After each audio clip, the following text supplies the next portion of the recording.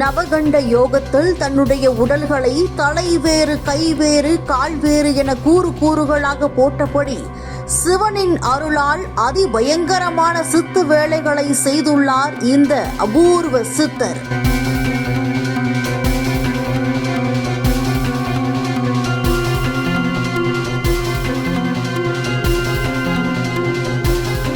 கோழியின் எச்சத்தை இவர் மீது தூக்கி போட்டு விளையாடிய சிறுவர்களுக்கு அதனை தங்க கட்டியாக மாற்றி மீண்டும் அவர்கள் மீது வீசி அதிசயிக்க வைத்துள்ளார் இந்த அதிசய சித்தர்.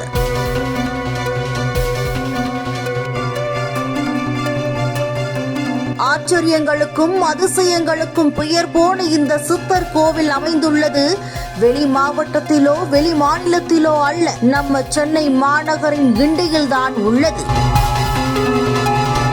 சுமார் 125 ஆண்டுகளுக்கு முன்பு சென்னையில் வாழ்ந்து இறைநிலையை அடைந்து ஜீவ சமாதியான ஸ்ரீ சத்தியானந்தா கோழிப்பி சித்தரின் அதிசய ஆன்மீக வாழ்வில்தான் இத்தனை அற்புதங்களும் நடந்துள்ளன.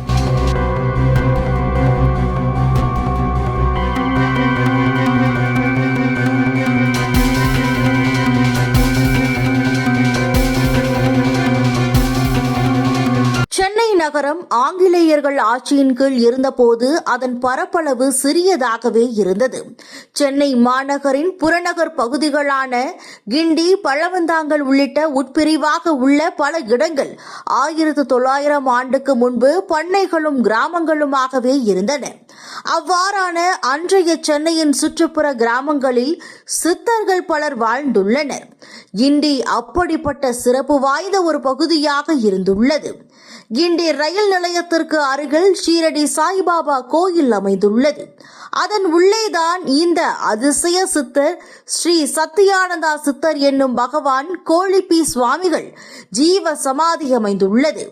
கோழிப்பி சுவாமிகள் யார், எந்த ஊரை சேர்ந்தவர் என்பது அறியப்படவில்லை. ஆனால் இவர் வடநாட்டு பயணத்தின் போது ஷீரடி சாய்பாபாவை நேரில் சந்தித்துள்ளார் என கூறப்படுகிறது. இவர் இமயமலை போன்ற பல்வேறு புனித தலங்களுக்கு சென்றுவிட்டு தமிழகத்தில் திருவண்ணாமலைக்கு வந்துள்ளார். அங்கே சில காலம் தங்கியிருந்தவர் இறுதியில் கிபி 1900 ஆண்டுகளில் சென்னைக்கு வந்தார். வில்வ மரங்கள் வளர்ந்து அடர்ந்த காட்டுப்பகுதியாக இருந்த சென்னை கிண்டியில் ஒரு பனை மரத்தடியில் கோழிப்பி சித்தர் கிழிந்த கந்தல் ஆடை அணிந்து ஒரு பிச்சைக்காரர் போல வாழ்ந்திருக்கிறார். அவரது உருவத்தை கண்ட சிறுவர்கள் கோழியின் எச்சத்தை உருண்டையாக உருட்டி அவர் மீது எரிந்து விளையாடி உள்ளனர். அவர் அந்த உருண்டைகளை தங்கமாகவும் லட்டு உருண்டைகளாகவும் மாற்றி திரும்ப சிறுவர்கள் மீது எரிவாராம். இதனை கண்டு அதிசயித்து போன கிண்டி மக்கள் அவரை கோழிப்பி சித்தர் என அழைத்தனர். அவரது உயரமான உருவமும் ஜடாமுடியும் அவரை மகானாக காட்டியது. கோழிப்பி சித்தரின் அற்புதங்களை கண்ட லோகநாத முதலியார் என்பவர் அவருக்கு பணிவிடைகள் செய்து வந்துள்ளார். கோழிப்பி சாமிகளும் சாய்பாபாவும் இரவில் உரையாடுவதை லோகநாத முதலியாரின் உறவினர்கள் கேட்டுள்ளதாகவும் பதிவுகள் கூறுகின்றன. மேலும் இன்னொரு அதிசய சித்து ஒன்றையும் கோழிப்பி சித்தர் செய்து காட்டியிருக்கிறார். அதாவது இரவு நேரங்களில் தனது அருகில் யாரும் இல்லாத சமயத்தில் கை, கால்கள், தலை ஆகியவை தனித்தனியாக பிரித்தபடி கிடந்துள்ளது. யாராவது வந்துவிட்டால் முழு உருவமாக மாறி விடுவாராம். இதனை கண்ட அந்த ஊர் மக்கள் கோழிப்பி சித்தரை ஒரு ஞான மகான் என தெரிந்து கொண்டனர். கோழிப்பி சித்தர் செய்து காட்டிய ஆன்மீக அதிசயங்கள் பற்றி கேள்விப்பட்ட ஒரு ஆங்கிலேயர் அவரை நேரில் காண வந்தார். அவரிடம் கோழி எச்சத்தை கையில் கொடுத்துள்ளார். அதை கோழிப்பி சுவாமிகள் வாங்கிக் கொண்டு அடுத்த நொடியே அதை மீண்டும் அந்த ஆங்கிலேயரிடமே திரும்ப கொடுத்தார். அது தங்கமாக மாறி அவர் கைகளில் தகதகவென மின்னியது. இதனை கண்டு பிரமித்து போன அந்த ஆங்கிலேயர் லண்டன் அருங்காட்சியகத்திற்கு அதனை கொண்டு சென்றுள்ளார். அந்த தங்கம் எப்படி வந்தது என்பது குறித்தும் கிண்டி கோழிப்பி சித்தரின் மகிமை குறித்தும் ஆங்கிலேயர் அருங்காட்சியக உரிமையாளரிடம் கூறிய போது அவர்களும் திகைத்து போனார்கள். மேலும் அதுபோல் இன்னும் நிறைய தங்கம் வேண்டும் என்று அவர்கள் கோழிப்பி சித்தரிடம் கேட்டு அனுப்பினார்கள். ஆனால் கோழிப்பியை தங்கமாக நிச்சயமாக மாற்ற முடியும் என்பதை நிரூபிப்பதற்காகவே அவ்வாறு கொடுத்ததாகவும் மீண்டும் அவ்வாறு தர முடியாது என மறுத்துவிட்டதாகவும் வரலாற்று பதிவுகள் கூறுகின்றன. 1904ஆம் ஆண்டு கோழிப்பி சித்தர் தனது விருப்பப்படி 10க்கு 10 அடிகள் அளவில் குழி தோண்டி அதனுள் சென்று ஜீவ சமாதி நிலை அடைந்தார். அவருக்கு அருகில் நண்பர் சாய்பாபாவிற்கு கோயில் எழுப்ப கோரிக்கை வைத்தார். அதன்படி 1946ஆம் ஆண்டு கோழிப்பி சத்யானந்தா ஜீவசமாதி கோவிலுக்கு அருகில் ஷீரடி சாய்பாபாவிற்கு கோயில் கட்டப்பட்டது. வாரந்தோறும் வியாழன்கிழமை மற்றும் அமாவாசை அன்று காலை நேரத்தில் கோழிப்பி சுவாமிகள் ஜீவசமாதியில் சிறப்பு பூஜைகள் மற்றும் அன்னதான நிகழ்ச்சிகள் நடைபெறுகின்றன. கோழிப்பி சித்தர் சன்னிதானத்துக்கு சென்று வழிபட்டால் தங்கள் வேண்டுதல்கள் நிச்சயம் நிறைவேறுகிறது என்கின்றனர் அங்கு வந்து செல்லும் பக்தர்கள். சென்ட் தாமஸ் மவுண்ட்ல இருந்து வரோம். இங்கே சாய்பாபா கோயிலுக்கு வந்தோம். சாய்பாபா கோயில் மூடி இருக்குது. சிவன் இருக்கிறாரு, தரிசித்துட்டு போகலான்னு வந்தோம். ஏற்கனவே இங்கே இருக்கிற சொல்லியிருக்காங்க, இதுதான் இதுவரையும் வந்ததில்லை. அது இன்றைக்கி வந்திருக்கோம். எல்லாரும் நல்லா இருக்கணும், அவ்வளோதான், வேற எந்த வேண்டுதல். சிவனின் அருள் பெற்று இவ்வுலகில் வாழ்ந்து பல அதிசயங்களையும் ஆச்சரியங்களையும் நிகழ்த்திவிட்டு சென்ற சித்தர்கள் வரிசையில் சென்னை கிண்டி கோழிப்பி சித்தரின் தங்க புகழ் இன்னும் மங்காமல் இருப்பது அங்கு தரிசனத்திற்கு செல்பவர்களுக்கு தானாக புரியும் என்பதில் ஐயம் இல்லை. வணக்கம். சத்யானந்த சித்தர் ஜீவசமாதி 1904. சுவாமியை பற்றி ஏற்கனவே நிறைய யூடியூப்பில் எல்லாமே வந்திருக்குது. எல்லாத்துலேயும் டிவி சேனலில் அதிலே ஸ்தல வரலாறு எல்லாமே சொல்லியிருக்கிறேன். இப்போ உங்களுடைய சேனலுக்கு வந்து நீங்கள் அதையே எடுத்து போட்டாலும் சரி, இல்லைன்னா நானே ஒரு சிலதை மட்டும் சொல்லிடுறேன். சாமி இது வந்து எப்படின்னு சொன்னாக்கா, ஃபஸ்ட்டு வந்து அவர் சிதம்பரத்தில் சில வருஷம் இருந்தார். அதுக்கப்புறம் வந்து திருவண்ணாமலையில் சில வருஷம் இருந்திருக்காரு. அதுக்கப்புறம் வந்து இங்கே சென்னையில் கிண்டிக்கு வந்துட்டார். கிண்டிக்கு வந்ததுக்கப்புறம் இங்கே வந்து எல்லாருக்கும் வந்து அருள் பாலிச்சிட்ருக்குறாங்க. அப்போ வந்து இந்த கிறிஸ்டினை மதம் மாற்றுறாங்கனால சாமி ஏதோ மண் அள்ளி கொடுத்து கோல்டாக்கி கொடுப்பாருன்னு எல்லாருக்கும். அது மட்டும் இல்லை, இப்போல்லாம் வந்து எல்லாருக்கும் குழந்தை இல்லைன்றவங்க வர்றாங்க, கல்யாணம் ஆகாதவங்க எல்லாருக்கும் உடனடியே இங்கே ஆகிடுது.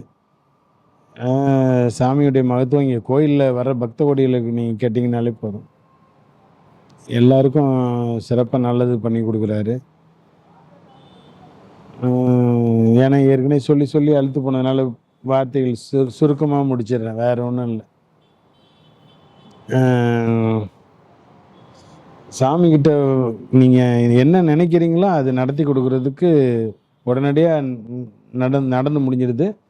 எல்லாரும் வந்து வர்றவங்க ரொம்ப சந்தோஷமாக சொல்கிறாங்க, அதே மன திருப்தி ஆகிடுது, அது போதும் அப்படின்ட்டு. இதுண்டோம் நல்லா பௌர்ணமிக்கெலாம் அன்னதானம் நடக்கும். மாதத்தில் 10 நாள் அபிஷேகம், அன்னதானம்னு எல்லாம் சீரும் சிறப்புமாக நல்லா நடக்குது.